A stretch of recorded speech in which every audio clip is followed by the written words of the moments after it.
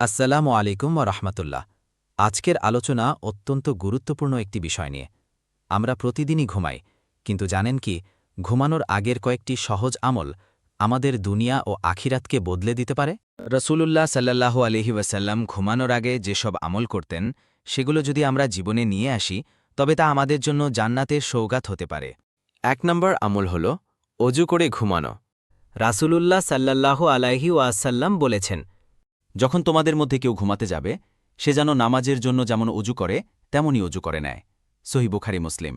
অজু করে ঘুমালে ফেরেশতারা সারা রাত আপনার জন্য দোয়া করতে থাকেন, হে আল্লাহ, এ বান্দাকে ক্ষমা করে দাও, কারণ সে পবিত্র অবস্থায় ঘুমিয়েছে। ২ নম্বর আমল হল আয়াতুল কুরসি পড়া। হাদিসে এসেছে, যে ব্যক্তি রাতে ঘুমানোর আগে আয়াতুল কুরসি পড়বে, তার উপর আল্লাহর পক্ষ থেকে একজন ফেরেশতা নিযুক্ত থাকবে এবং সকাল না হওয়া পর্যন্ত শয়তান তার কাছাকাছি আসতে পারবে না। সহিহ বুখারী। তাই প্রতি রাতে আয়াতুল কুরসি পড়া আমাদের জন্য ঢাল ও সুরক্ষা। ৩ নম্বর আমল হল সূরা আল মুলক তেলাওয়াত।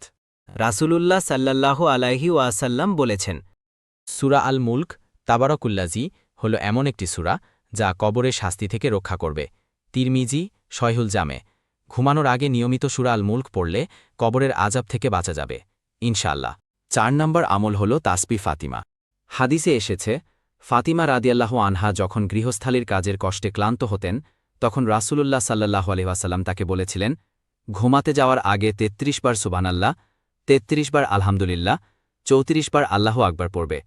এটা তোমার জন্য দুনিয়ার চেয়ে উত্তম হবে। সহিহ বুখারী, মুসলিম। এটাকে বলা হয় তাসবিহ ফাতিমা। ৫ নম্বর আমল হল দোয়া ও ইস্তিগফার।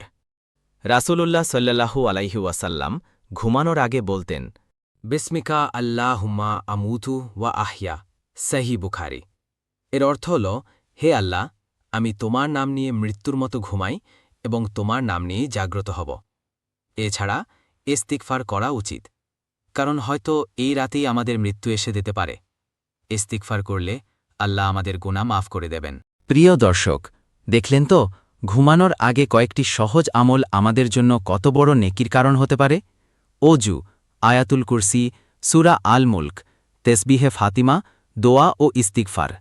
আসুন আমরা আজ থেকেই প্রতিদিন ঘুমানোর আগে এই আমলগুলো করার চেষ্টা করি। আল্লাহ আমাদের সবাইকে কুরআন হাদিসের আলোকে জীবন গড়ার তৌফিক দান করুন।